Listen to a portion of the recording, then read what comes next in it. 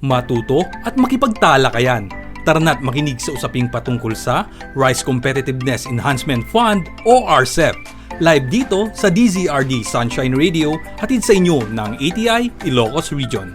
Alas 10 hanggang alas 11 ng umaga tuwing Martes at Miyerkules, usapang RCEP, masaganang agrikultura, maunlad na ekonomiya. Masaganang agrikultura, isang masaya, maaliwalas at mapagpalang umaga mga ka-RCEP. Ngayon po ay Miyerkules, ika-23 araw ng Agosto at welcome pa rin sa programa ng Agricultural Training Institute Regional Training Center 1. Katuwang natin ang DZRD Sunshine Radio, live na live po dito po sa radyo at sa mga Facebook pages ng ating DZRD Sunshine Radio at ATI Ilocos Region. Ito po ang Usapang RCEP kung saan ating tatalakayin at pag-uusapan ang Rice Competitiveness Enhancement Fund Rice Extension Services Program. Tara na po at makipagtalakayan sa mga benepisyaryo ng RCEP at sa mga implementing agencies katuwang po ng ating pag-i-implement ng ating pong programa.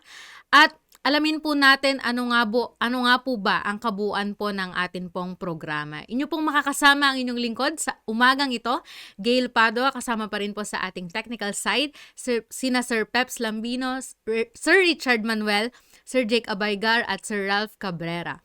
Makakasama nyo pa rin po kami alas 10 hanggang alas 11 ng umaga, tuwing Martes at Miyerkules hanggang buwan ng Setyembre. Kaya naman po patuloy po sana ang atin pong pagsama at pagsubaybay dito pa rin po sa atin pong programa. Ayan, kamusta na po ang bawat isa po sa atin? At meron pa rin po tayong paalala mula po sa PhilRice sa atin pong pagtatanim ngayong panahon po ng El Nino. Pinapaalalahanan po ng mga plant breeders ang mga magsasaka ng palay na maging handa sa pamamagitan ng pagtatanim ng mga variety na lumalaban sa tagtuyot tulad po ng PSB RC10, NSIC RC130 at NSIC RC134. Ang mga varieties po na ito ay maaring anihin sa loob ng 104 to 110 days.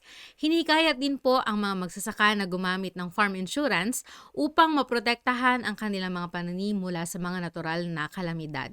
Kaya naman po patuloy po tayong mag-ingat at patuloy po tayong maging ligtas sa sakit. Siyempre, binabati rin po natin ang mga nagdiriwang ng kanilang mga kaarawan at anuman po ang inyong mga pinagdiriwang sa araw na ito. Malaya po kayong mag-comment sa atin pong Facebook livestream sa DZRD Sunshine Radio at ATI Ilocos Region Facebook pages.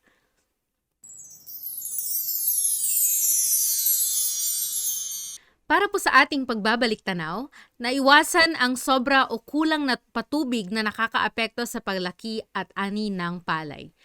Ang tubig ang nagdadala ng mahalagang sustansya mula po sa lupa tungo sa iba't ibang bahagi ng palay. Ang sapat na patubig ay nagreresulta sa maganda at malusog na tanim, magandang bulas at normal na paglaki at mataas na ani. Sa atin pong pagtataya ng key-check, walang palatandaan o sintomas ng sobra sa tubig ang makikita sa panahon ng pagdadahon, gaya ng kaunting suwi at makikitid na dahon. Sobra ang pagpapatubig kung ang bukid ay may tubig na may lalim na 5 cm o mas malalim pa ng higit sa 7 araw. Hindi dapat makakita ng sintomas ng kakulangan ng tubig sa panahon ng pagdadahon gaya ng pagbilot ng dahon, pagkatuyo ng dulo ng dahon, makitid na dahon, bansot na tanim at kakaunting suwi. Hindi dapat kakitaan ng mga sintomas ng kakulangan sa patubig sa paglilihi hanggang sa paglalaman ng butil, gaya ng pagbibilot ng dahon, pagkakatuyo ng dulo ng dahon, mahinang paglabas ng mga uhay at maraming butil na walang laman. Mga rekomendasyon po upang magamit po ang ating key-check. Una po, magkaroon po tayo ng 3 hanggang 5 cm na lalim ng tubig sa tuwing magpapatubig mula sa panahon ng pagsusuwi hanggang 1 o 2 linggo bago umani. Ang pagpapanatili ng 3 hanggang 5 cm na lalim ng tubig hanggang sa paggulang ng butil ay magbibigay ng kasiguraduhan na may sapat na tubig para sa maayos na paglaki at magandang ani ng palay. Gayunpaman, posibleng hindi maging sapat ang tubig irigasyon upang panatilihing may tubig ang pinitak. Habang ang pagpapalubog ng pinitak sa partikular na lalim ay nakasusugpo sa mga damo, ang lupa naman na mamasa-masa lang sa simula na paglaki ng palay ay nakatutulong para hindi gaanong makalibot at makapinsala ang mga kuhol.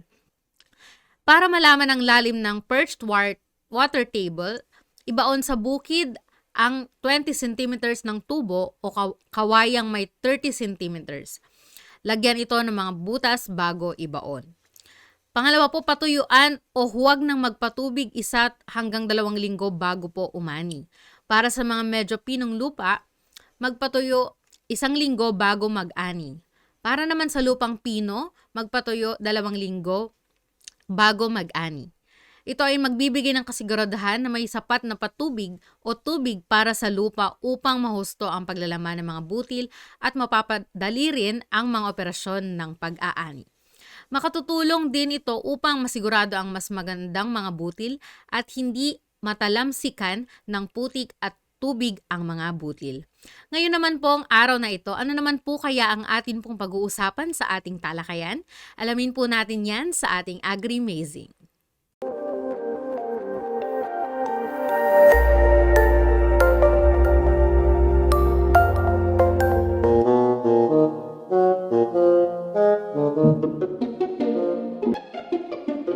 Naku! Ano bang nangyari dito sa palayan ni Bayang Metoy at Ating Susan? Ang daming butil na nangingitim at walang laman. Ayun! Rice bag pala ang salarin. Ano bang ginagawa mo dyan? May kasama ka ba at tila nagsasalita ka? Malamang inatake yan kasi ganito ang naging usapan ni Aling Susan at Mang Mitoy.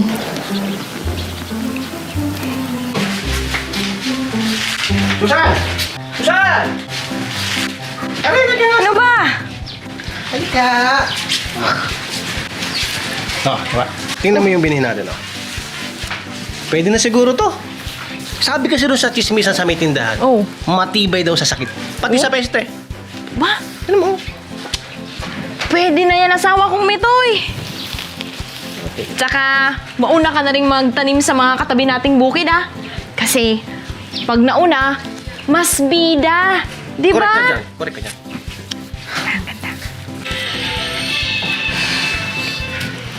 Okay naman. Alisin mo. Dadalawin ko lang yung bukid natin pag malapit na yung anihan. Alam mo na, bahala na si Batman sa bukid natin. No? Aba! May nakikita na akong rice bag sa palay natin. Mga 2 pirasa siguro. Bumili na tayo agad-agad ng pamatay kulisap. Tama! Ang galing mo talaga mag-imagine, Bebeng. Akalain mo, kasama pa talaga ako. Siyempre naman, Cardo. Pero, paano na yan? Paano na nga ba?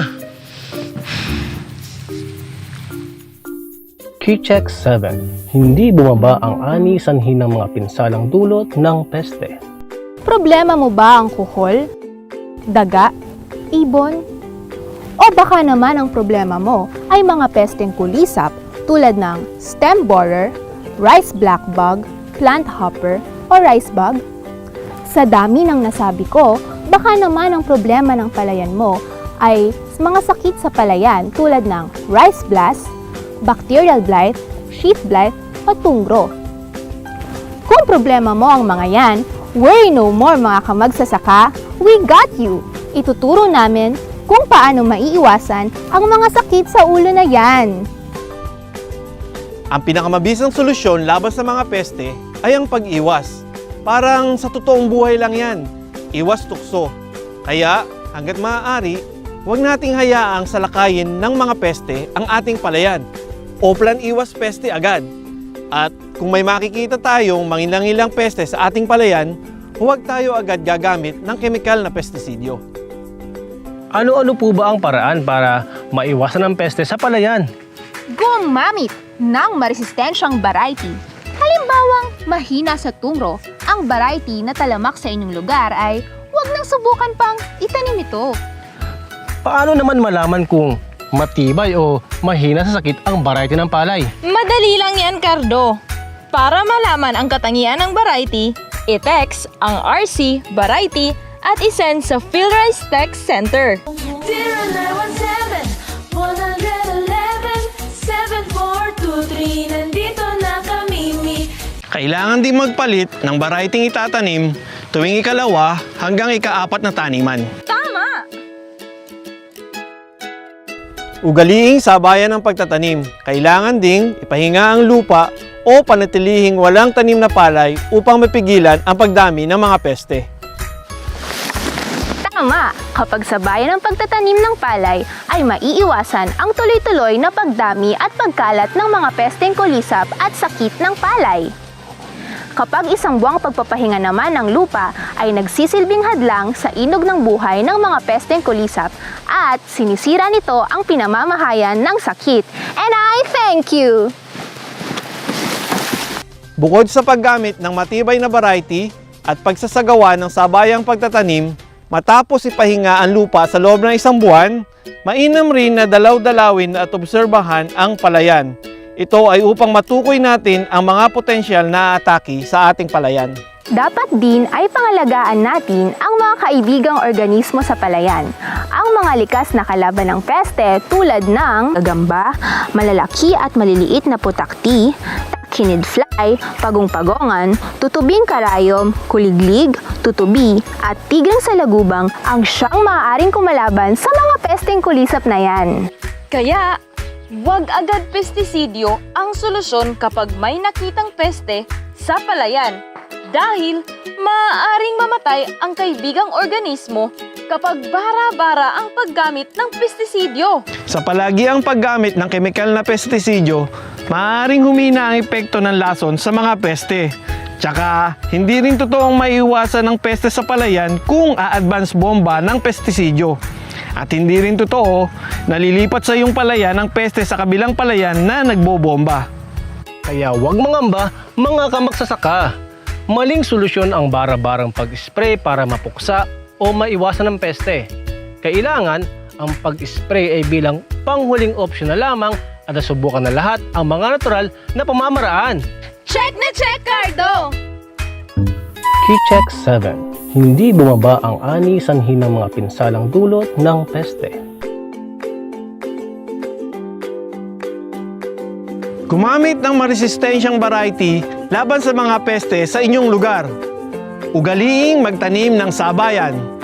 Pangalagaan ang mga kaibigang kulisap at regular na magsagawa ng pagbisita sa ating palayan.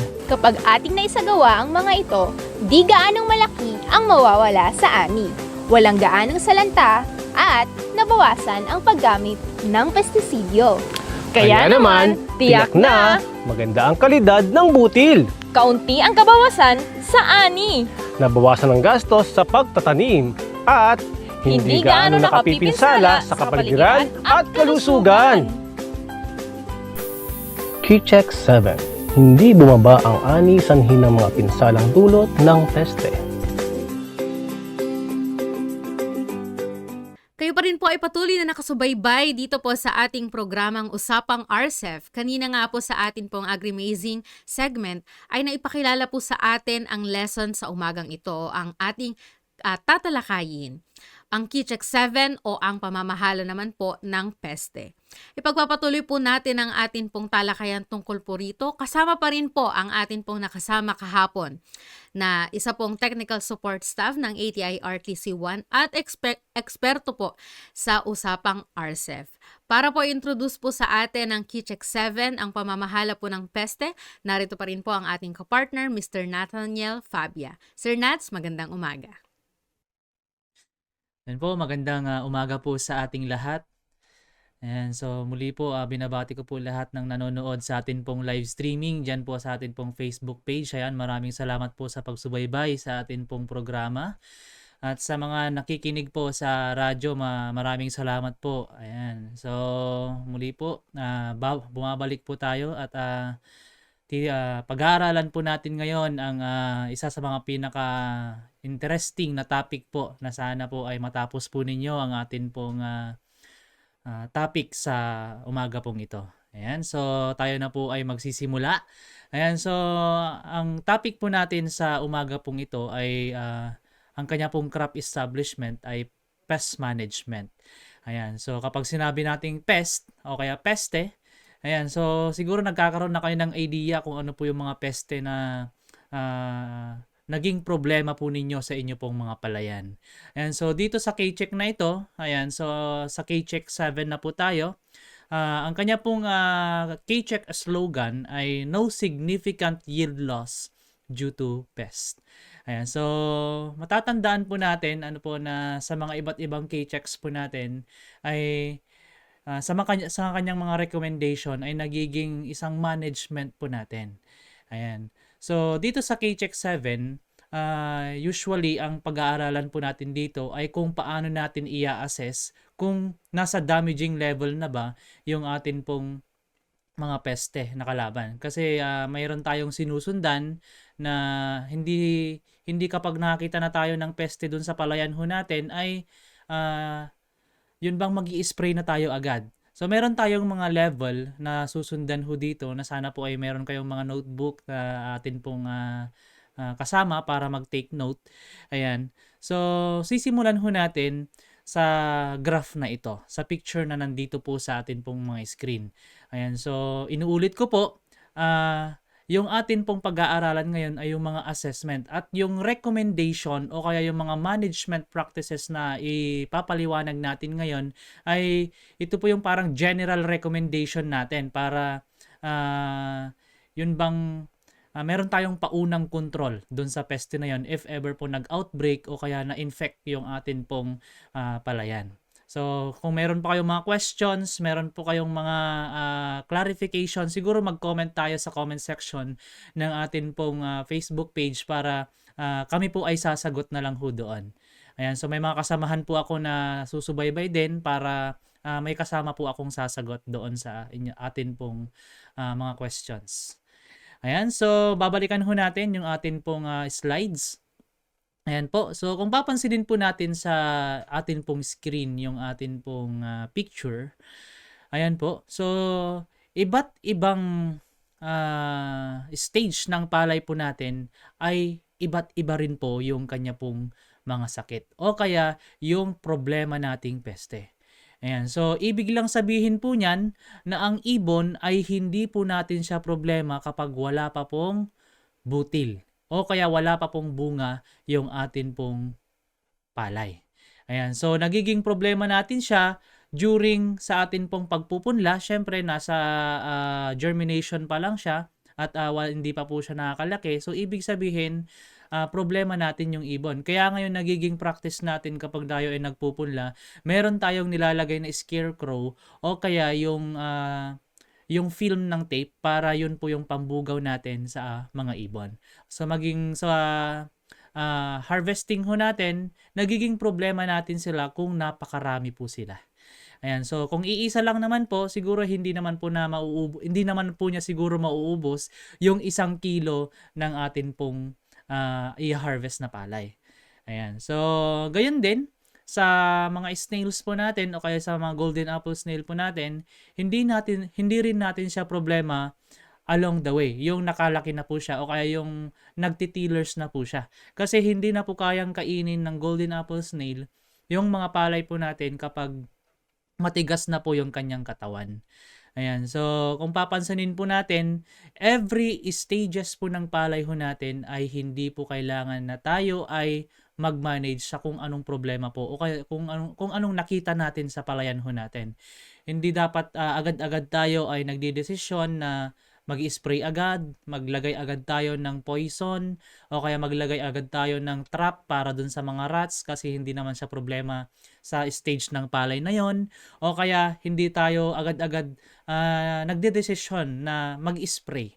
Ayan, so kung papansinin ho natin, sa K-check na ito ay titignan ho natin kung kailan ba dapat o kaya kung saang damage o level na ba na kapag narating natin yon ay dun tayo gagalaw o kaya dun tayo magdedesisyon kung tayo na ba ay mag-spray na ba o kaya hindi na ba natin kayang kontrolin to. So, yun pa lang po ay ituturo po natin sa K-check na ito. Ayan. So, kung papansinin ho natin, sa next na slide po natin, ano ang inyo pong na-observe diyan po sa atin pong picture? Ayan. So, sa picture A, ayan. So, kung nakikita po ninyo, isa po siyang rat damage. Ayan. So kung ganyan ang nakita ho natin sa palayan ho natin at napakalawak ng naputol o kaya tawag na dito, nabali na mga pillars ho natin. Ayan, so hindi mo naman po masasabi na ang damage na yan ay ginawa po ng kuhol. Tama po ba? Ayan, so kung papansinin niyo po sa picture A, yan po ang rat damage. So sa picture B, ayan, so meron na po tayong nakikita at meron na po tayong insektong nakikita kung ano po yung nag-cause diyan. So ang cause po diyan ay yung damage po ng rice blackbag. Ayan, so sa picture C, syempre kapag sakit ang tawag ho natin, ang term natin para malaman kung anong damage yon ay infected. So kapag sakit ang naka-infect, infection. Ayan, so sheet blight. Ayan. So what possible effect will A, B, and C give on yield to the farmer? So yun yung mga nakikita natin. Ano kaya yung magiging epekto nito sa atin pong mga farmers at sa atin pong i-harvest na palay? Ayan. So pupunta tayo ngayon sa importance ng K-Check 7. Ayan. So sa importance na ito, malalaman ho natin know how the rice crop interacts with the biotic factors, agro-ecosystem, and crop management system, and correctly identify pests and apply ecologically based pest management strategies. So kung papansinin po natin, meron pong naka-caps lock na dalawang word dito. So dapat alamin ho natin kung ano yung mga nandoon sa atin pong palayan, kung biotic factors man yan, o kaya kung kayo po ay nag-aaysa, ano po yung kanyang factors na nakaka-apekto doon. So alamin po natin lahat yan. At syempre, wag nating kakalimutan na correctly identify kung anong peste yun. Ayan, so siguro naman ay na-discuss po nung K-Check 5 natin kung anong pinagkaiba ng nutrient deficiency sa insect pest o kaya sa pest damage. Ano po, kapag ang nakita ho natin, kapag nag-ocular visit ho tayo sa atin pong palayan, na kapag ang nakita natin ay pangmalawakan ba, kumbaga, na agad-agad na pangmalawakan yung yellowing. So hindi natin sasabihin agad na yun ay pest damage. Pwedeng nutrient deficiency, pwede ring meron kasing mga ibang nutrient deficiency na parang sakit o kaya parang pest damage yung nandoon o kaya yung nagko-cause doon. Ayan. So wag natin agad-agad i-identify na magi-spray ako kasi nagyayelo yung aking palayan, pwedeng na-damage to ng peste. Hindi po agad-agad ganoon. So dapat nating i-correctly identify po talaga kung anong cause nun. Ayan. So kung pa-spot-spot yung damage, ibig sabihin nun pwedeng mag-assume tayo na pwedeng peste rin o kaya pwedeng nutrient deficiency din agad-agad. So dapat nating i-identify ng correctly. Okay po. So kapag alam po natin yung tamang pamamaraan ng management, tamang pag-identify po ng peste, syempre confident tayo na dun sa atin pong K-Check 7 ay no significant yield loss due to pest. So dapat po talaga ay malaman ho natin kung yun na po ba ay peste po ba o kaya baka yung mga lumilipad naman sa atin pong palayan ay mga kaibigang kulisap po natin. Ayan. So syempre, kapag no significant yield loss due to pest po tayo, doon sa atin pong ani, wala pong discoloration. Usually kapag may discoloration po ang atin pong mga ani, doon po bumababa yung kalidad ng atin pong mga ani. Yun bang babaratin ho nila, babaratin po ng mga pinagbebentahan po natin kapag may discoloration. So yun po yung iniiwasan natin para hindi po bababa yung atin pong ani o kaya yung presyo ng atin pong mga inani. Ayan, syempre uniform grain size, wala pong mas maliliit kasi wala pong na-damage ng rice bag or anything po. So yun po yung kagandahan ng pagsunod natin sa K-Check. So ano pa? Free from visible pest damage. So kapag inulit natin yung atin pong mga butil o kaya yung itinanim natin noon ay pwedeng wala pong na-carry o kaya wala pong nasama na sakit doon sa atin pong gagawing pangpunla o kaya pang seeds doon sa atin pong taniman. Ayan, so less weed incidence or less weed contamination. So usually ito yung pinakamagandang practices natin, kaya kailangan natin sundin ng KCheck 7 para kapag uulit tayo ng atin pong itinanim, lalo na kapag inbred yan. So kapag nagpunla na ho tayo, wala pong tutubo doon sa atin pong pinagtamnan ng seedlings ho natin. Ayan, so maiiwasan natin lahat ng ito kapag nasunod natin ang KCheck 7. So ito yung mga pinaka-importansya niya. So mag-assume tayo na yung ani po natin ay high quality yung kanyang itsura. Ayan, so sana ay nakita ninyo kung gaano ka-importante itong KCheck 7. So mag-take down kayo at tignan ho natin kung ano yung mga dapat nating tandaan. Ayan, so pupunta tayo ngayon sa kung paano siya i-assess. So nasabi natin nung last na topic natin nung KCheck 6 na ang assessment ay hindi po nababago. Ang nababago lang po ay recommendation. Ano po? So sa assessment po natin, i-assess ho natin, dapat po ang atin pong palayan ay no significant yield loss due to pests such as, ito yung mga nagkukos ng significant yield loss, dapat po wala daw insect pest, ayan, so diseases, sa weeds, sa rats, sa snails, and birds. Ayan, so yung mga peste na yan, dapat daw po ay hindi po sila yung magiging yun bang sila yung magiging agent para bang yung atin pong ani ay mabawasan. Ayan, so sana ay wala. Significant damage happen when one or more pests cause damage. Ayan, so yan po yung atin pong assessment. So titignan natin every siguro yung mga i-discuss natin dito yung mga major insect pests and diseases po na nandito. O kaya yung mga major, yung talagang nagiging problema ng atin pong mga farmer kapag pupunta tayo at mag-i-interview tayo sa kanila, ito yung mga sasabihin po nila. So, i-assess natin gaano ba kalaki yung damage para masabi nating nasa damaging level na itong mga peste na ito.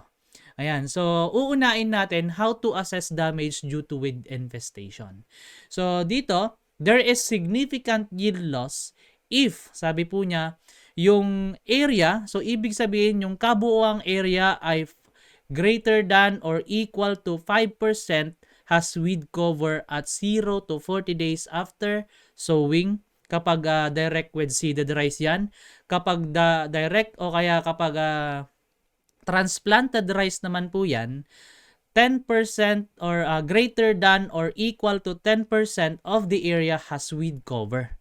So, ibig sabihin, kung isang hektarya yan, meron kang 1,000 square meter, ibig sabihin nasa damaging level ka na. Ayan, so malaki na yung maaalis dun sa inyong kita. Yun po yung assessment po natin. So, titignan ho natin kapag yung weed cover, ibig sabihin every area. At kung sinukat ho natin ay nasa 5% na ng area natin yon kapag direct yung atin pong taniman, ibig sabihin meron na tayong yield loss po diyan. So yun po yung assessment natin para malaman ho natin na yung ani po natin ay bababa na. Yung expected na ani po natin ay hindi na po natin siya makukuha kung ganun po yung na-cover po ng weed infestation. Ayan, so sana ay maliwanag po ano. So bago pa lang magkaroon ng ganon, pwede po nating i-manage na ito. Nasabi na natin yung mga iba't ibang management po ano. So dito sasabihin muna natin yung mga assessment, then isusunod natin yung kanyang mga general recommendation natin na pwede po nating sabihin sa mga farmers po natin. So yan po yung sa weed infestation. Ayan, so dito naman po tayo sa how to assess the damage due to rats. So ito naman mga dagang bukid po natin. So kung nakita ho tayo sa atin pong mga bukid na merong mga ganitong damage, yung nandyan po sa atin pong picture sa screen, ayan, so kapag nakabilang po tayo o nakasukat po tayo sa buong area ho natin ng greater than or 5% of the area, ayan, so has damaged tillers from maximum tillering to maturity. Kapag ganyan po ang nasukat ho natin o nakita ho natin, na-assess natin sa area po natin, ibig sabihin meron na po tayong yield loss. Ayan, so dapat po ay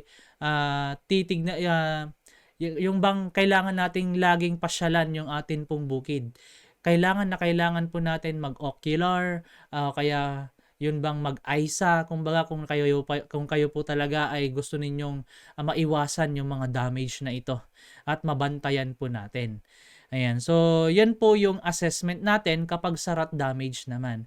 So pupunta po tayo kung paano natin i-assess naman itong damage ng atin pong mga golden apple snail. So kapag ang damage naman po ay nasa greater than or 10% of the area, ayan, or equal to the 10% of the area has missing or snail damage. Ayan, so 14 days after transplanting, dahil sabi nga natin kanina, hindi naman siya nagiging problema kapag matigas na yung katawan ng atin pong palay na tinanim. So nagiging problema natin to kapag during transplanting natin at nalubog tayo sa tubig o kaya napakalalim ng tubig, ito yung mga nagiging usually na problema ng farmers natin. Kasi nagpapatanim ulit sila, nagre-replanting, so gagastos ulit si farmer. Ayan, so kapag ang area ho natin ay 10% ng kaya greater than 10% or equal to 10% yung damage na ng golden apple snail, ibig sabihin nun, yun na po ay aapekto na doon sa ine-expect nating harvest po natin. So wag nating pabayaan na maging ganon o kaya mabawasan yun bang harvest po natin, kasi napakahirap po dahil napakamahal ng mga inputs po natin, napakamahal ng atin pong mga ginagastos sa bukid, tapos mababawasan pa dahil sa hindi natin masyadong alam yung pag-manage dito sa mga peste na ito. Ayan, so sana ay maliwanag po, ano, kapag 10% ibig sabihin yan sa isang ektarya o kaya sa 10,000 square meter, kapag meron na tayong 1,000 square meter na na-damage ng snails, ibig sabihin yun na po ay aapekto doon sa atin pong expected na kita o kaya expected na aanihin. Ayan, so ganun lamang po siya i-assess. So sana nagti-take down notes ho tayo kasi mahirap po talaga siya i-memorize kung iniisip lang ho natin. Ayan, so kapag naman sa birds naman tayo, usually nagiging problema lang si bird kapag during pagpupunla ho natin at saka during harvesting time natin, yung bago mag-harvest tayo. So dun ho tayo nagkakaroon ng problema. Kaya tayo naglalagay ng scarecrow or anything po na pangbugaw doon sa atin pong mga ibon. Ayan, so along the way, kapag nasa tillers, parang nagiging ano pa nga natin sila, nagiging predator natin sila doon sa mga insekto na kumakain doon sa atin pong palay, na nanginginain sila. So sila doon sa part na yon, sila ay mga kaibigan ho natin. Ayan, so kapag ang area ho natin, so ito kapag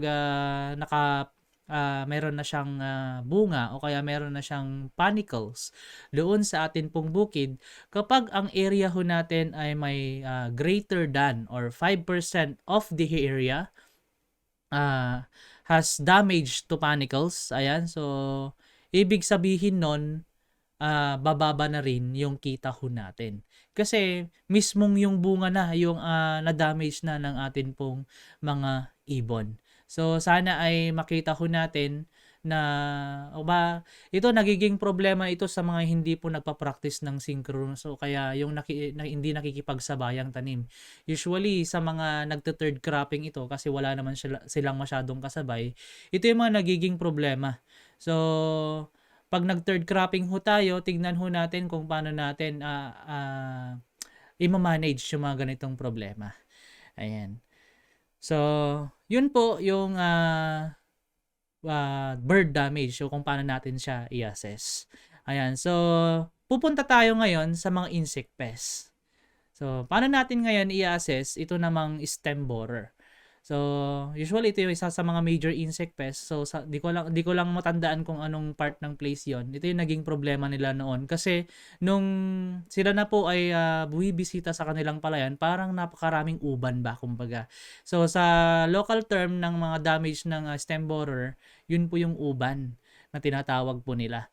Ayan. So, dito, may iba't iba tayong percentage o kaya may mga iba't iba tayong pag-assess dito sa damage sa iba't ibang stage po ng palay ho natin. So, kapag nasa nursery or seedbed pa lang po yung atin pong tanim, ayan, so ang kanyang assessment kung makikita ho natin kung siya na ba ay makakaproblema, ayan, so kapag ang damage po doon sa atin pong seedbed o kaya sa nursery ho natin, na ang damage niya na ay o kaya nakakita tayo, ito na lang po yung palatandahan ho natin. Kapag nakakita po tayo ng greater than or equal to 5 egg masses per square meter po ito ha. Hindi po siya per hill. So per square meter kapag nakita po tayo ng greater than or 5 egg mass, so yung itlog po niya, pag nakita po tayo, siguro mas maganda i-search natin sa Google. Kasi hindi ko siya naisama dito sa screen ho natin.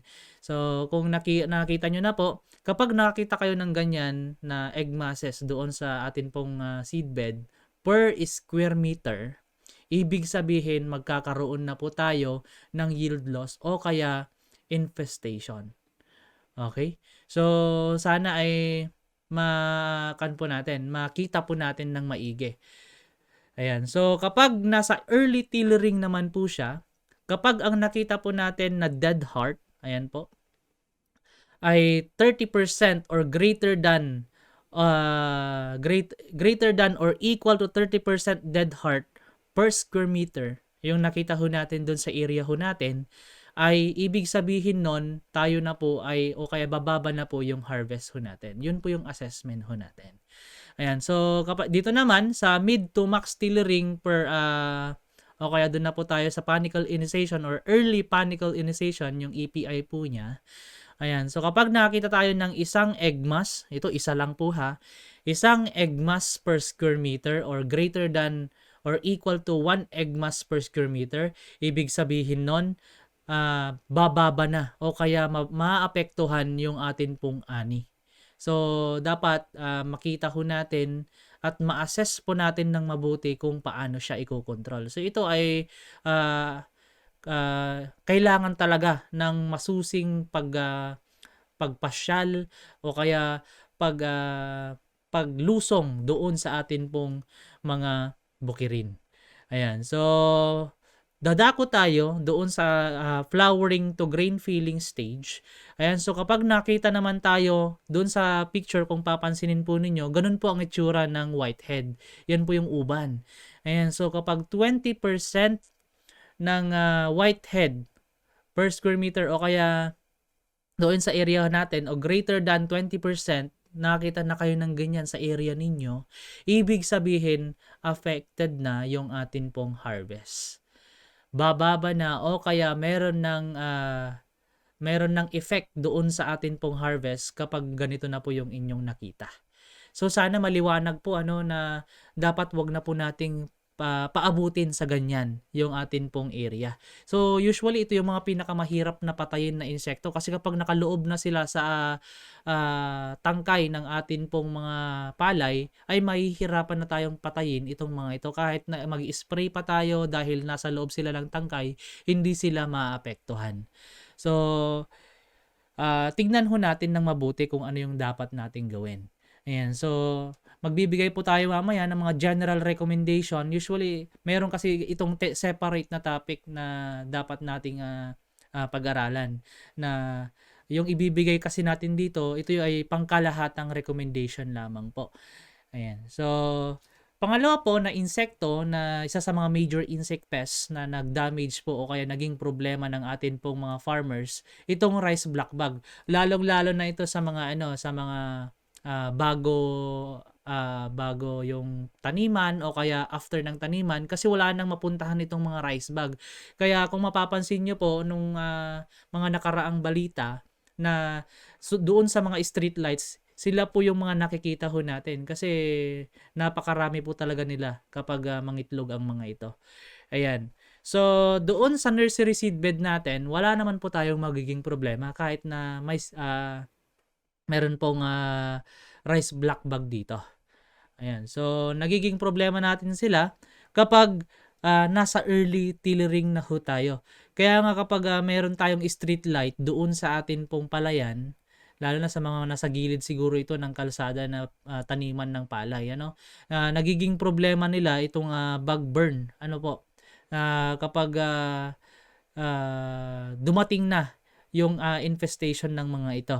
So kapag ang nakita po natin doon sa atin pong palay ay 10 or greater than or equal to 10 nymphs. So ibig sabihin every hill po ito. Every hill dun sa palay po natin, siguro mag-sample ho tayo doon sa per area ho natin na kapag ang nabilang po natin na rice black bag doon ay 10 piraso o kaya mas marami, ibig sabihin makakapag-cause na po siya ng bug burn. Mapapatay niya yung buong tundos na itinanim ho natin. So, mahirap natin siyang i-control usually kapag nandun na siya kasi talagang masusunog yung buong tundos po na kinapitan ng mga nymphs o ng adult na rice black bag. Ayan, so kapag nasa mid or max tillering or nasa early panicle initiation na po siya, kapag ang nabilang naman po natin ay 20 or greater than or equal to 20 nymphs or adult na rice black bag per hill, so yan po ay magkukos na po ng damage sa atin pong palayan. So, kapag 30% naman doon sa atin pong palayan ay mayroon pong dead heart na kinos nitong rice black bug o kaya bug burn, ay magkakaroon na po ng epekto doon sa atin pong kikitain o kaya i-harvest na mga palay. Ayan, so iba't iba po yung stage po ng atin pong palay. Usually, nagiging problema natin to kapag malapit na yung tag-ulan. Ganun po kasi sila lumalabas. Ayan. So, 20 or greater than or equal to 20 nymphs to or adult naman sa flowering to grain filling stage. So, dun po sila nakakapag-damage. O kaya dun sa bilang na yon ay kaya niya pong patayin yung atin pong isang tundos. Ayan. So, nakikita naman ho natin yung kanya pong mga damage o kaya yung kanya pong bilang. Ito kasi bibilangin ho talaga natin every hill. Kung ganun po ang bilang niya every hill, sir, paano po kapag per square meter yung pagbilang ko? Siguro bilangin niyo po talaga tig-isa. Ayan. So, sa maturity o kaya kapag malapit na siyang i-harvest, kapag ang nakita ho natin ay meron siyang whitehead o kaya uban na kinos po nitong rice black bug kasi sisip-sipin po kasi nila yung sap nung palay ho natin dito kaya nagkakaroon siya ng whitehead. Ayan, so kapag 20% whitehead ng atin pong i-harvest ay may whitehead, ayan. So, ibig sabihin, aapekto na ito doon sa atin pong ani. Ganun po siya i-assess. So, kailangan natin talagang yun bang puntahan yung atin pong mga bukirin para mas makita ho natin kung ano yung mga possible na problema o yung mga possible na pwede natin gawin. Siguro mas maganda i-report natin ito sa atin pong mga LGUs, sa atin pong mga agricultural technicians, sa mga trainers, o kaya yung mga pwede ninyong gawin para mas ma-advisean nila kayo kung ano yung mga dapat ninyong gawin at ma-report nila doon sa kung meron na pong damage itong rice black bug. Okay? So, pupunta tayo dito sa damage naman po ng brown plant hopper o kaya ng white buck plant hopper. Ayan, so BPH, ano po? Ayan, so dito, kung mapapansin po ninyo dun sa picture, ganun lang po siya kaliliit. Maliliit po sila, pero kapag umatake ang mga yan, sila po ay sama-sama. So, para bang hukbo ng brown plant hopper kapag atake na ang mga ito. Ayan. So, kapag nasa nursery seedbed, usually hindi naman natin sila makikita kasi hindi pa naman nila hindi pa kaya na o kaya wala po tayo talagang makikita kapag nasa seedbed sila. Kung makakakita man po tayo, siguro tig-iisa lang yung mga nawawala lang na brown plant hopper. Ayan, pero kapag nasa early tillering na po siya, yung bang nagsusuwi na po siya, ayan. So kapag ang nakita po natin, ito all stages na, sabi po niya, no? All stages na ng insect. So ibig sabihin from nymphs hanggang sa kanyang adult na brown plant hopper ay meron tayong greater than or 25 na nakita na insekto doon sa atin pong pertundos. Ayan. So yun po ay makakaapekto na sa atin pong ani. Kasi talagang papatayin na nila yung isang tundos po natin. Magiging hopper burn na. Masusunog na yung atin pong o kaya yun bang isasap nila. Kasi sisipsipin nila yung kanyang sap. So doon pa lang makikita ho natin damaging kapag nandito na sa stage na to at mayroon po tayong 25 na nabilang pataas.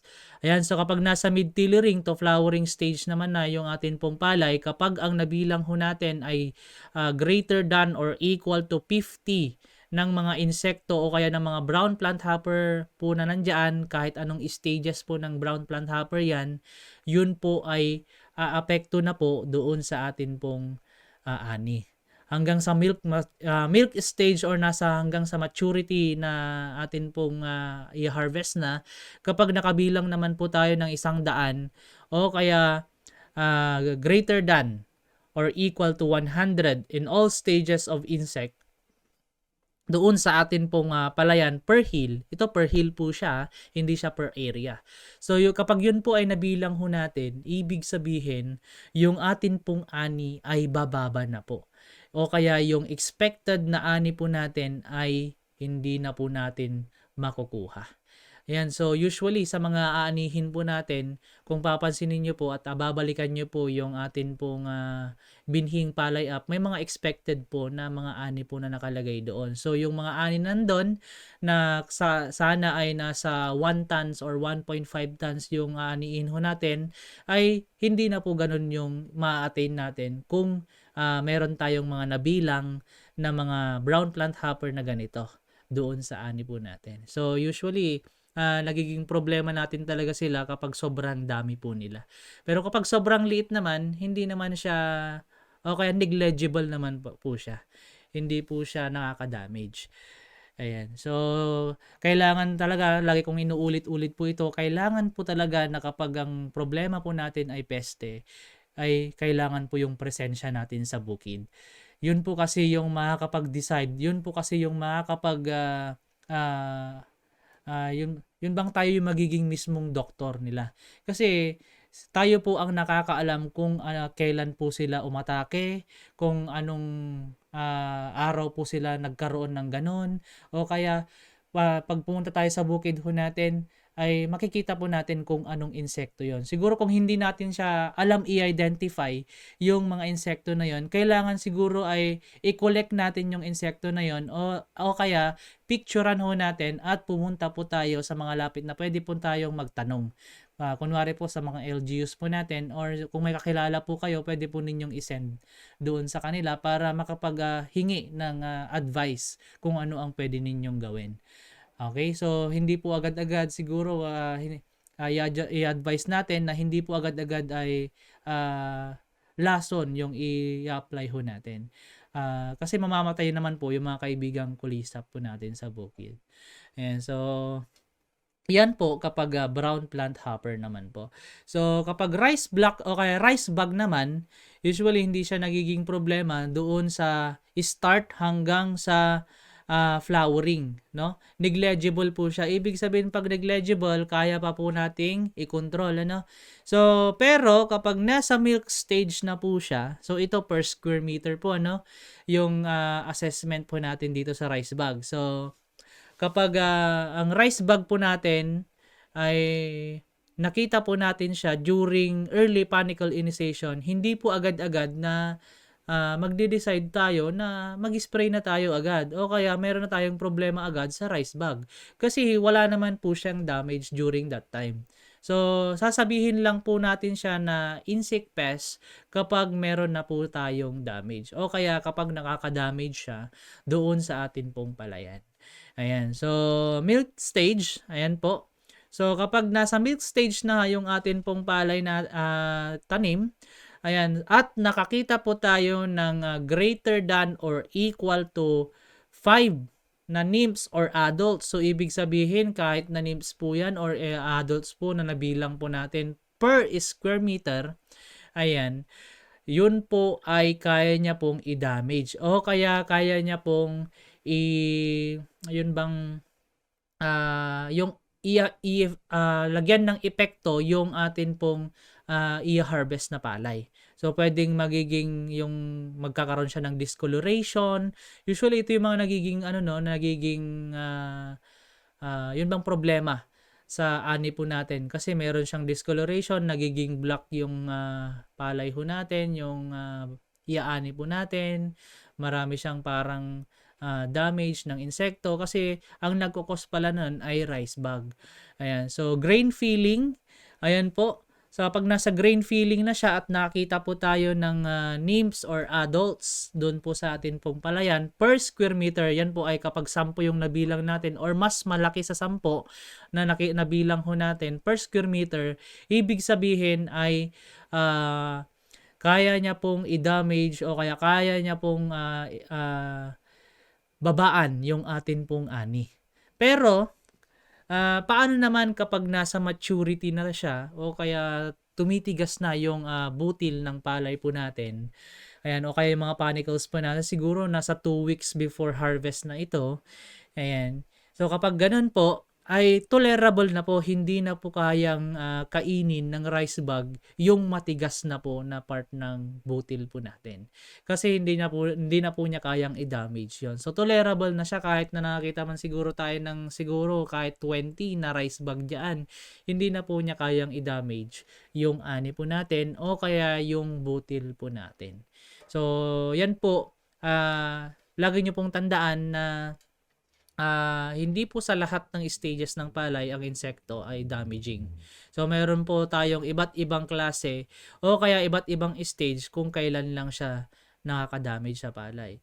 So, kailangan po natin magdesisyon at tignan po yung decision ho natin. Tignan po kung ano yung insekto na yon, kung anong sakit na yon. Yun po yung mga dapat nating tandaan kapag tayo ay nagdedesisyon sa atin pong palayan. Ayan, so siguro ay napakaliwanag po na dun sa mga part na yon, ang rice bug, yun po, dun tayo mag-a-assess lamang. So during hanggang sa early nursery hanggang sa flowering po, ay hindi po natin problema ang rice bug.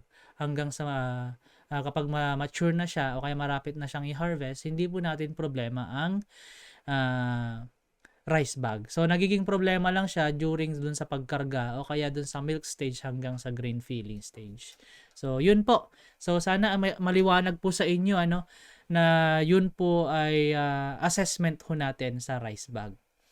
Ayan. So, pupunta po tayo dito sa disease. So, paano naman po natin malalaman na meron na tayong infestation o kaya infected na yung atin pong buong palayan ng mga disease na ito. So, unang-unang disease na ito, na major disease naman po, ay itong rice blast. So, kung papansinin nyo sa picture, ayan, so galing po siya sa peel rice na picture. Ganun po ang rice blast. Kung nakita kayo sa inyong palayan, usually parang lang yan. Spot lang siya, pero malalaki yung spot niya dun sa dahon. So, yan po ay nakaka-apekto rin dun sa atin pong bukirin. Kapag ang damage po niya o kaya kapag nakita po tayo ng 20% of the seedbed. So, ibig sabihin, yung buong seedbed po ninyo, kapag 20% nun ay damage po ng rice blast, may na po siya, damage na po siya, ibig sabihin, yun po ay aapekto na dun sa atin pong ani. Ganun po yan. Ganun po siya i-assess. So, yan po, hindi lang po siya sa seedbed hanggang sa nursery. seedbed to early tillering. So hanggang dun po ay kapag nakakita po tayo ng 20% of the area, of the field, ayan, yun po ay damaging level na po. So sana wag nating paabutin na hanggang dun pa ay aabot pa siya ng 20%. So wag na natin pong paabutin kung maaari. Na kailangan ho nating i-assess, kailangan po nating tignan yung mga sakit na ito. So wag nating sabihin agad na kasi pwedeng lalo na kapag hindi tayo aware, usually kapag sakit yan, minsan kapag pupunta na po si farmer doon para tawag na dito, magpa-advise ng kanyang gagawin, ay parang insekto po ata yung nag-damage dyan, sir. So wag po natin agad-agad na insekto po yung nag-damage dyan. So pwedeng, ito nga sabi natin, pwedeng itong disease na mga ito na ipapakita natin hanggang mamaya. So wag po tayong agad-agad na mag-spray ng pang-insekto. Okay? So pwedeng ang damage na yan ay kinokos po ng bacteria o kaya ng fungi. Ayan, so rice blast. So meron po tayong mga separate na topics na mga kung saan ba itong damage ng rice blast, fungi ba to or bacteria. So hindi na natin siya itatakal dito. So kapag nasa mid to max tillering na po siya, ayan, so 30% of the field, ayan, kapag yun po ay meron na po siyang rice blast o kaya damage ng rice blast, ay makaka-apekto na po doon sa atin pong area. So, ganun din po hanggang sa flowering kasi mababawasan po kasi yung area ng photosynthetic activity natin. Kaya, ang mangyayari po yan, siguro ay aapekto doon sa atin pong mga panicles kasi liliit po kaya magkakaroon po ng tuliapis doon sa atin pong mga panicles. So, yun po. 10% of the field with neck blast, yun naman po ay yung sa may part po ng neck ng atin pong panicles. Magiging neck rot po kasi yan. So kapag naging neck rot po yan, ang mangyayari, mabubulok yon at malalaglag na lang po. Yun po yung nagiging dahilan ng paglaglag po ng mga panicles dun sa atin pong bukirin. Ayan, so 10% of the field, ayan, of field with neck blast. Yun po, ibig sabihin nun, meron na pong effect doon sa atin pong ani. So, milking stage to maturity naman, so kapag 10% of the field with ito naman, damage ng rice blast, magkakaroon na po tayo ng problema. So, yun lamang po. Ganun lang siya i-assess. So, sana na-take note nyo po ng maigi para alam natin kung kailan tayo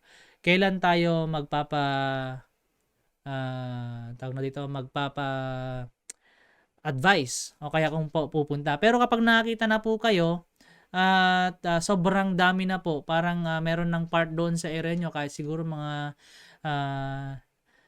yung sa field ninyo nasa 5%, pwedeng magpa-advise na tayo sa mga may mga nakakaalam kung paano siya i-control.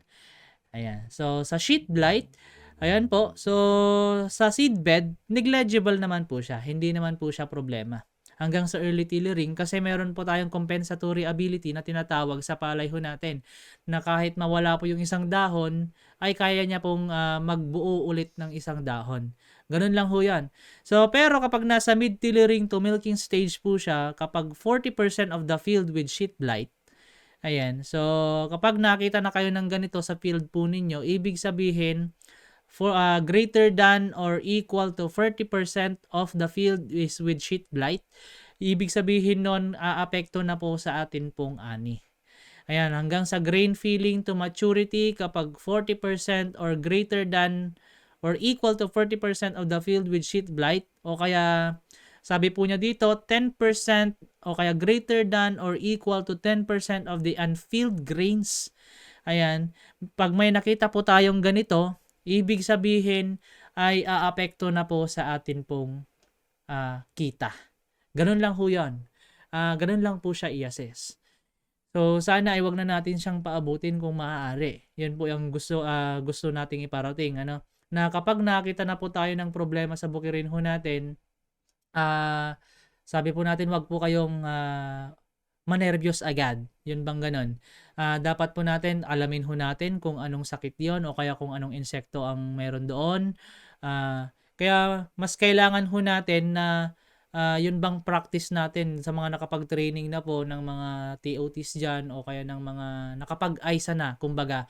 Kasi makikita ho natin kung kaya naman po ng mga kaibigang kulisap natin na i-control o kaya if meron tayong mga nakitang kaibigang kulisap doon sa bukid ho natin, siguro baka kaya niya naman pong i-control. Negligible naman po siya siguro. Ayan, so hindi po agad-agad na ang desisyon ho natin ay mag-spray kasi kaya yung mga kaibigan kulisap natin ay nandun po sa bukid, sila po yung unang maapektuhan. Ayan. So, yan po yung damage ng sheet light. So, pangatlo, nasakit mo na pag-aaral na titignan po natin yung assessment niya ay itong bacterial leaf blight. So, nandito na po yung cause niya kung anong kung ano yung gagamitin ho natin. So kung hindi na po siya talaga makukontrol, so pwede tayo sigurong gumamit ng bactericide dito. Ayan. So pag nasa nursery to seedbed hanggang sa early tillering po, negligible po itong bacterial leaf blight. Kasi ang sabi natin, meron pong compensatory ability yung atin pong palay that time. Okay? So hindi po natin siya po problemahin. Pero ang sabi po niya dito, kapag nasa flowering na po yung palay natin, o kaya hanggang sa mid-tillering to maturity at natamaan po ng bacterial leaf blight, na 30% of the field with bacterial leaf blight seen on a flag leaf. So, meron po tayong specific kung saan makikita, ano? Kapag sa flag leaf during flowering po, ay meron tayong o kaya magkakaroon na po tayo ng problema. Ibig sabihin nun, ang flag leaf po natin kapag kapag napasimulan natin ang episode na ito ng atin pong pinag-aaralan, ang flag leaf po siya po yung gumagawa ng pagkain o kaya gumagawa ng protein content doon sa atin pong mga butil. So, sa po yung kailangan ho natin para magkaroon po ng karga yung mga butil ho natin. So, kung nawala po si flag leaf, ibig sabihin nun, pwedeng may mga tulyapis doon sa inyo pong, o kaya walang karga doon sa inyo pong mga panicles o yung mga butil po na nandun sa palay ho natin. So, with kapag nasa mid-tillering to maturity naman siya, with underdeveloped spikelets, ito yung mga sabi natin hindi nagtuloy kasi dahil nga sa na-damage na flag leaf. So, yun po, dun lang ho natin siya i-assess o kaya dun po makikita po natin na aapekto na dun sa atin pong ani na inaasahan sa atin pong mga palay. So, yan po ang bacterial leaf blight. So, ang nagkukos po ay bacteria. So, kapag brown spot naman po, yung ibang farmer usually na pagkakamalan nila ito na parang zinc nutrient deficiency, parang ganun. Yun pala ay brown spot pala siya. So, kapag titignan mo kasi sa malayo ito, parang nagba-brown lang siya. So, minsan na pagkakamalan natin na nutrient deficiency sa. So, sa seedbed ay wala naman po siyang problema. So, none. Pero pagdating po ng early tillering at na 30% of the field, so ito po ay field po ha, hindi po siya per tundos. So, pag field natin, ibig sabihin kapag sa 10,000 na area ho natin at 3,000 yung na-infect ng brown spot, ay meron na po tayong problema o kaya meron na po tayong bawas doon sa atin pong ani at saka kita. Ayan, so mid-tillering to milking stage naman po at 50% of the field ay meron pong brown spot itong atin pong mga tanim. Ibig sabihin po nun, aapekto na po doon sa atin pong ani. Ayan. So kapag 75% of the field naman po ay with brown spot and 10% with unfilled grains, doon sa grain filling to maturity na stage po natin ng palay, ay magkakaroon na tayo ng problema. So, ganun lamang po siya i-assess. So, sana ay nakikinig ho tayo ng mabuti at nagtitake note po tayo para malaman ho natin kung ano yung mga yon. So, yan po, meron po tayong sample na picture po dyan sa screen. So, sana ay makita po ninyo ng maigi at kung hindi nyo po na masyadong makita, ay pwede nyo po i-search mamaya after ng lecture po natin. Kung then i-assess nyo po dun sa inyo pong mga palayan, baka meron na po yung brown spot. Hindi natin alam na brown spot na pala yon. Ayan, so ito naman, isa sa mga uri ng virus dun sa atin pong palay. So, itong disease damage na ito, itong rice tung root disease, ay hindi po siya cause ng bacteria o kaya ng fungi. Ito po ay virus. Ayan, so ang rice tung root disease naman, nagiging problema siya usually kapag meron po tayo yung insekto yung insect pest na tawag na dito, yung green leaf hopper. Ayan, so nagiging problema siya kapag meron po yun kasi siya po yung carrier nung rice tung root disease. Kapag wala naman ko yung nakikitang ganon dun sa inyong bukid, ay wala kayong nakitang berdeng ngusong kabayo dun sa inyong bukid, hindi nyo naman siya magiging problema kasi walang magiging carrier nung sakit na ito o kaya ng virus na ito. Parang COVID ba, na kapag walang COVID dun sa lugar ninyo at may pumunta na may COVID, ibig sabihin yung lugar ninyo magiging infected na lahat, mai-infect na niya lahat. So parang ganon yung trabaho ni green leaf hopper o ni berdeng ngusong kabayo.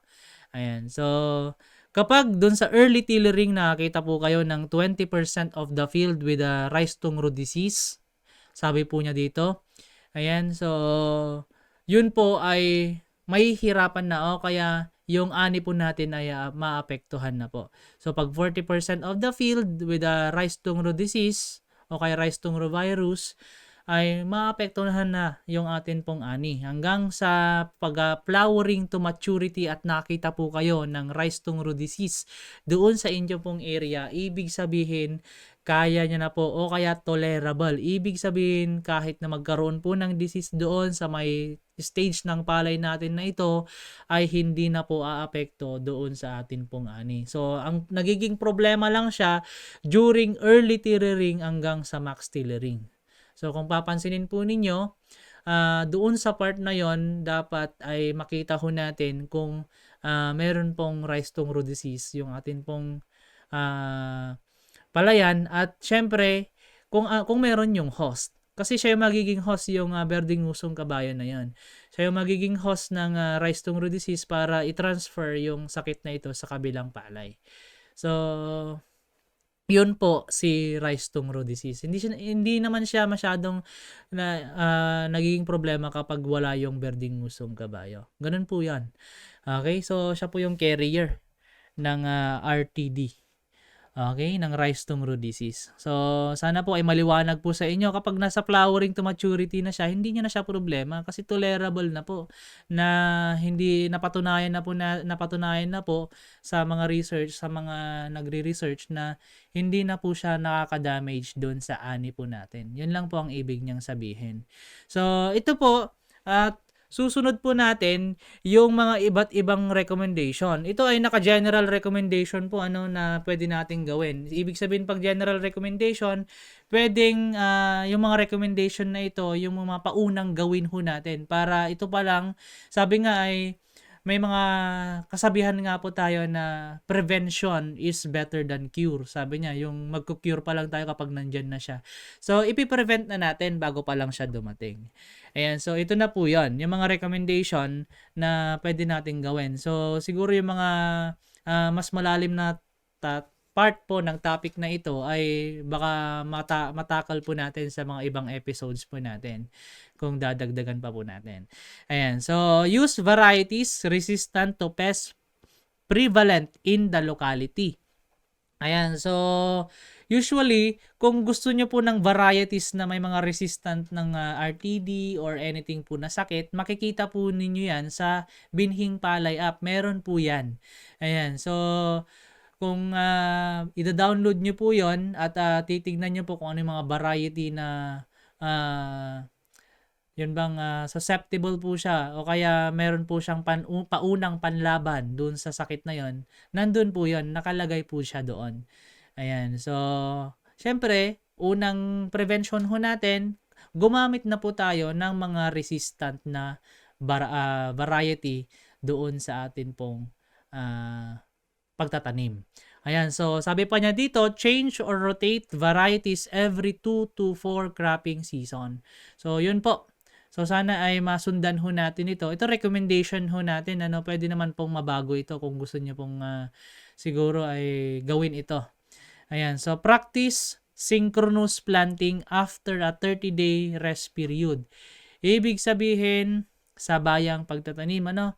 So, sana ay makisabay naman ho tayo. Parang sabi nga natin na yung ibon, nagiging problema siya kapag nagta-third cropping tayo kasi walang masyadong kasabay kapag third cropping. Tama po ba? Ayan, so nagiging problema siya kasi yun lang yung pupuntahan ng ibon. Kapag nasa siguro ang ibon na dumapo dun sa inyong palayan ay nasa 1,000 na, syempre kapag 1,000 yan, baka isang sako yung kakainin ng 1,000 ibon na yon. Pero kapag kayo naman po ay nasa asynchronous planting o kaya sabay-sabay naman pong namunga yung inyo pong mga palay, syempre kahit na 1,000 yan, kung na-scattered naman sila doon sa inyong palayan o doon sa inyong area na marami kayo na nagtanim at sabay-sabay ho kayo, hindi naman siya nagiging damage. Ano? Hindi naman natin siya magiging problema. Nagiging problema lang po talaga siya kapag wala tayong kasabay o kaya nasa punlaan po. Kasi hindi natin sila makokontrol, nandun po sa punlaan yung atin pong mga seeds na itinanim. Ayan, so sana i-practice natin na itong synchronous planting. Ayan, so ano pa? Conduct regular. Ito na yung sinasabi ko, lagi kong inuulit-ulit kanina pa na conduct regular field monitoring to identify potential pests. Lagi po ninyong papasyalan yung inyo pong mga bukid para alam po ninyo kung ano talaga yung umaatake doon at kung alam po ninyo kung ano yung mga ite-testify ninyo kapag magpapa-advise po kayo doon sa inyo pong bukid. Ganun lang ho yan. Dapat po regular po yung pagpunta ninyo sa bukid para malaman ninyo ng maigi at ma-assess ninyo ng maigi kung ano yung damage na kinokos o kaya kung ano yung mga damage na nandun sa bukid po ninyo. Ayan. So, conserve beneficial organism. Sinabi na natin kanina na hindi po agad-agad mag-a-apply po tayo ng spray. Hindi po agad-agad tayo ay mag-a-apply ng sabidong, sabi po sa Ilocano, o kaya ng lason. Okay, so meron po tayong mga kaibigang kulisap doon na sila po yung mga kasama po natin para yun bang kumalaban doon sa mga kalaban nating peste. Ayan, so meron po tayong nakatuon dito na mga weed management option. Ito yung mga dapat nating gawin. Ito general recommendation ulit po ito. Conduct weeds within control weeds within 0 to 45 days after transplanting. So doon sa time na yon o kaya doon sa 0 to 45 days after transplanting ho natin, dapat po ay makontrol na natin yung weeds. Kapag beyond 45 pa po yan, ibig sabihin nun, kahit nakontrolin po natin yan, meron na pong na-drop na seeds po yung mga weeds po natin. Kapag nag-spray po tayo, hindi na po sila mamamatay kasi may tutubo ulit. Ganun lang ho yan. So, dapat po yung 0 to 45 days, makontrol na natin yung weeds. Kahit na mag-spray pa po tayo doon sa remaining o kaya doon sa the following na days pa, hindi na po siya, sasayangin na po natin yung pera po natin na pambibili ng herbicide. And so practice proper land preparation and water management. Sabi nga natin, prerequisite siya talaga, no, sa water management yung K-Check 2 natin. So dapat sundan natin yung recommendation sa K-Check 2. Ayan, so use high quality seeds. Syempre, wag na tayong bumili doon sa mga hindi naman certified seeds, ano, baka pwedeng maraming buto ng mga weeds doon na nahalo doon sa itatanim natin, magiging problema pa po natin during transplanting na ho natin. Syempre, do manual and mechanical weeding kung meron po talaga siyang mga weeds para hindi po tayo magkakaroon ng problema. Kung kaya naman po nating i-control ng manual o kaya ng mechanical, bakit hindi natin gawin? Kaysa mag-spray po tayo agad, ano? So, kapag last option, sabi po niya dito, kapag hindi na natin talaga kayang gawin, last option po, use herbicides para kapag hindi na po talaga natin siya makontrol. Ganun lang ho yan. Sa rat management naman po, ito ay community approach po ito. Hindi lang po kayo, hindi lang po iisa yung magkukontrol. Hindi nyo po kakayanin kapag ikaw lang po na farmer ang nandun at ikaw lang ang huhuli doon sa mga rat na o kaya mga dakang bukid po natin sa palayan. Kasi hindi nyo po kakayanin. Kailangan po talaga na practice timely. Ito po timely. Meron po tayong curve ng population na ito. Kapag kakaunti yung population nila, doon po tayo magko-control. Kasi kapag marami yung kanilang population, hindi po natin sila makokontrol kasi nagpapadami po sila. Pero kapag kakaunti yung kanilang population, doon po natin sila i-control kasi sabi nga natin, isa po sa mga ugali ng rats po natin, itong kapag alam po nila na wala po silang pagkain the following months o kaya yung susunod na buwan, hindi po sila makikipag-mate. So parang may family planning sila, no? Na kapag wala na pong pagkain the following month, hindi naman po sila magpaparami. Ganun po 'yon. So ibig sabihin kapag kakaunti ang population nila, doon po tayo magma-manage. Ayan, sa pagma-manage na 'yon, community-wide control ang kailangan ho natin. So kung papansinin niyo sa picture o kaya sa mga balita na yung buntot ng daga pinapalit nila. So parang ganun, may mga strategies naman na mga naisip yung mga kababayan ho natin na pwede ninyong gawin. So yun sa picture po na isa, yung trap barrier system naman na ito, siguro mas maganda na meron tayong separate na topic para dito, kung paano siya ginagawa. Ayan. So, usually community-wide ang options natin kapag rat management ang problema o kaya ang gagawin ho natin. So, sa golden apple snails po naman po, ayan, so ito yung general recommendations ulit. So, kapag kakatanim po ninyo, kasi during transplanting, dun po natin siya nagiging problema o kaya yung pagtubo po ng mga mga dinirect seeded natin, dun natin siya nagiging problema. So, during transplanting, keep field saturated during early vegetative stage. So, ibig sabihin, kapag hindi pa po, parang sa Ilocano, ang term po natin, nakaungar. Yung hindi pa po siya nabubuhay. O kaya hindi pa siya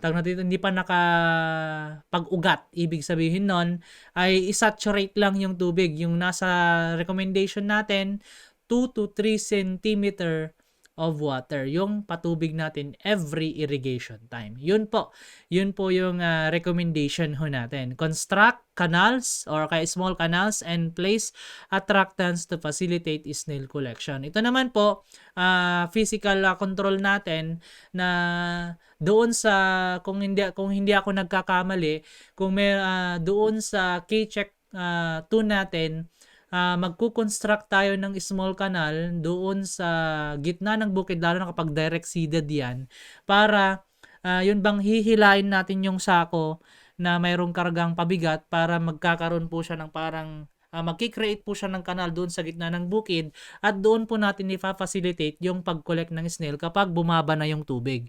Kasi sabi nga natin, ang isa sa mga ugali o kaya isa sa mga characteristics ng golden apple snail, kapag walang tubig po yan, hindi po siya makakapagkain. So hahanapin po niya yung tubig. So doon sa kanal na gagawin ho natin, doon sa gitna ng bukid natin, yun po yung pupuntahan ng mga golden apple snail at doon po tayo magkukolect ng mga golden apple snail para mas madali, para nasa iisang area lang po sila ng bukid ho natin. So ganun lang ho. Then place wire or bamboo screen at the water inlet at saka sa outlet po natin to prevent field entry. So doon pa lang sa inlet po, doon sa daanan ng tubig po natin, dapat po maglagay na po tayo ng screen para po maiwasan ho natin yung pagpasok ng mga kohol doon sa atin pong bukid o kaya doon sa atin pong pinitak, para yun doon pa lang po ay ma-prevent na natin yung pagdami o yung pagkain o yung pagdamage ng mga golden apple snails po natin. Ito usually ay general recommendation ho natin. Ayan. So, yun po. So, as last resort, sabi nga natin kanina, as last resort po, pinakahuling dapat po nating maging management option ay ang molluscide o yung spray. Okay? So, sana ay klaro po tayo doon, ano? Na dapat po siya yung pinakahuli. Then, ito pa, sa isang peste po natin, itong bird management options naman po, usually ang nagiging practice po natin itong scarecrow, ano? So, scaring away birds is the only practical solution to manage them. So, yun po. Kaya nga, kahit na mag-spray po tayo, hindi po sila mamamatay. Hindi po sila titigil na manginginain dun sa bukid po natin. Ayan. So, ang gagawin lang po talaga natin is the only practical solution, sabi po nga niya dito, ay yung scaring them. Okay po? So, kaya gumagawa tayo ng scarecrow o kaya naglalagay po tayo ng film ng tape. Kasi kapag nahangin po yung film ng tape, parang siyang gumagalaw gumagalaw dun sa bukid ho natin na siya naman, yun po ay takot naman yung mga ibon na lumapit sa bukid ho natin. Meron pa akong nakita dun sa Facebook nung ako nagbo-browse, yung bang speaker naman parang sumisigaw. Yun naman po yung kanyang strategy. So para maging o kaya mabugaw niya yung mga ibon, nag-record siya ng sumisigaw siya yung record na yon. Then yun po yung piniplay niya dun sa kanyang palayan na binibilad. At siguro pwede rin natin sigurong gawin ito doon sa atin pong palayan kapag problema talaga natin tong ibon. Ayan. So, yun po yung mga management options ng ibon. Ayan. So, kapag sa insect pest naman at saka sa diseases, ito pang kalahatan na po o kaya pang general na po na management po natin. Avoid too much fertilizer application. Ayan. So, ito po, mas favorable po kasi sa kanila yung green na green yung kanya pong dahon. Mas favorable po sa kanila yon. So, kapag sobra yung abono ho natin na nilagay, mas favorable po sa damage ng insect at saka sa damage ng disease. Kasi para bang mas succulent yung kanya pong dahon kapag ganun. Then, isa pa, 3 croppings per year or short turnaround time. Ayan, so hanggang dun lamang po yung dapat po natin gawin. Okay, unnecessary use of pesticide. Dapat po i-identify natin ng mabuti kung ano ang peste na nandoon, kung ano po yung damage na nagkukos doon, kung ano po ang nandoon sa bukid natin na nagkukos po ng damage. Para hindi po tayo makagamit ng pesticide na hindi naman niya mapapatay o makukontrol yung atin pong mga peste na nandito sa bukid ho natin. So, sana ay maging aware po tayo doon. So, general recommendation po ito. Ayan. So, insect pests, do not spray against defoliators. Ito po yung mga kaibigang kulisap natin within the first 30 days after transplanting or 45 days after sowing. Ayan. So, kaya niya na pong i-compensate yung atin pong mga damage. Kung meron pong mga leaf cutter na nag-damage dyan, kahit na po napakarami, during that time, kaya niya pong i-compensate kung meron pong damage ng yung bang naputol-putol na mga mga tundos ho natin o kaya mga tinanim ho natin. Sa disease naman po, diagnose correctly. Hindi po tayo agad-agad yung bang kailangan natin ay yung bang firm, yung foundation o kaya yung bang yung decision natin ay correct dapat. Kasi yung diagnose pa lang natin dapat tama na. Practice field sanitation. Dapat po talaga i-continue natin tong practice field sanitation para wala pong pamahayan ulit yung atin pong mga diseases. Okay po? So, yun po yung mga general recommendations natin. Siguro kung meron po kayong mga questions na iba po, kung meron po tayong mga separate na topic regarding po sa sa stem borer or anything po na pwede po nating gawin o kaya pwede po nating i-discuss o kaya may tanong po kayo, pwede po ninyong i-comment sa comment sections po natin. Ayan, so sa input po natin, kapag nagagamit po tayo ng use varieties resistant to pests in the locality, practice synchronous planting, usually ito yung mga key checks na po natin. Conserve beneficial organism, conduct regular field monitoring. Ito yung mga ginawa po natin sa management po natin. Syempre, ang magiging output po natin, no significant yield loss due to pests. Ayan, no significant damage due to pests. Syempre, mami-minimize natin yung gastos po natin sa pesticide. So, yun po. ang magiging kahihinatnan ng atin pong tinanim na palay, syempre magiging maganda yung kalidad ng atin pong ani. Good grain quality, Reduce yield loss. Ayan po. Reduce production costs, minimal damage to environment, and men's health. Kapag isa pa sa mga kapag hindi natin to na hindi natin na manage ng mabuti o kaya hindi tayo aware na yun pala ay poisonous. So ay magkakaroon po tayo ng problema sa poison. Ayan. So sana ay nakita natin na alam po natin yung assessment ng bawat major insect pests na nandun sa palayan ho natin at nakapag-take note po tayo ng general recommendation. Usually itong general recommendation ay naaayon na siya sa iba't ibang klase ng mga peste na nandun sa palayan ho natin. Ayan po. So maraming salamat po at sana ay may natutunan po tayo sa umaga pong ito. Ayan, so muli po, ako po si Nathaniel Fabia po from ATI-RTC1. Maraming salamat po. Maraming salamat, Sir Nats. At yan nga po ang atin pong Keycheck 7, ang pamamahalan ng peste. Muli tayo po ay nakapakinig at natuto sa ating programa. At sa susunod pong Martes, ika-29 ng Agosto, patapos na po ang atin pong buwan ng Agosto, mapag-uusapan po natin ang Keycheck 8 o ang pamamahala naman po ng atin pong ani. Busog na naman po tayo sa kaalaman, dito lamang yan sa Usapang RCEF. At ayan nga po mga ka-agri, maraming salamat po sa inyong patuloy na pagsubaybay dito po sa ating programa. Kita-kits po ulit sa susunod na Martes, alas 10 hanggang alas 11 ng umaga. Dito pa rin po sa DZRD Sunshine Radio at ATI Ilocos Region Facebook page. Sa ngalan po ng ating Center Director, Dr. Rogelio C. Evangelista, ang ating Assistant Center Director, Dr. Josephine K. Aben, at ang nakasama po natin sa ating technical side, sina Sir Peps Lambino, Sir Richard Manuel, Sir Jake Abaygar at Sir Ralph Marco Cabrera at ang ating station manager, Sir Jay Mendoza. Ito po ang inyong lingkod sa umagang ito. Gail Padua, maraming salamat. May unlad na ekonomiya po sa ating lahat.